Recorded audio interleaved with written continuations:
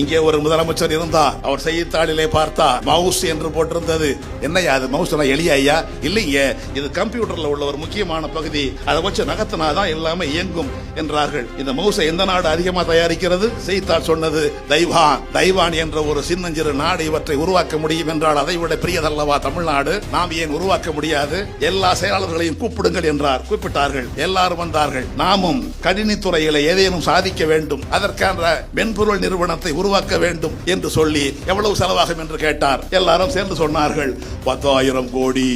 10,000 கோடி கொடுப்பதற்கு எந்த பொதுத்துறை நிறுவனம் முன் வருகிறது என்று ஒவ்வொருவராக கேட்டார். நாங்க ஒரு 1000 கோடி, நாங்க ஒரு 50 கோடி, சரிப்படாது, நாங்க ஒரு 200 பொருந்தார். அதிகமா நான் 5000 கோடி கொடுப்பேன்.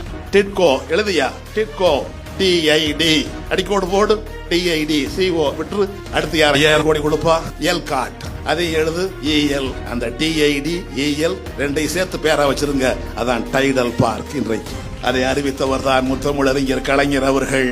அந்த மென்பொருள் நிறுவனம் உருவானதனாலே தான் இன்றைக்கு உலகம் முழுவதும் எல்லா சமூகத்தை சேர்ந்தவர்களும் உயர்ந்த பொறுப்பில் இருக்கின்றார்கள். மென்பொருளுக்காக ஒரு கல்வி கொள்கையை உருவாக்கியது இந்தியாவிலேயே முதல் முறையாய் தமிழ்நாடு தான். கணினி பாடத்தை மேல்நிலை வகுப்பிலே பாடத்திட்டத்தில் சேர்த்தது தமிழ்நாடு தான்.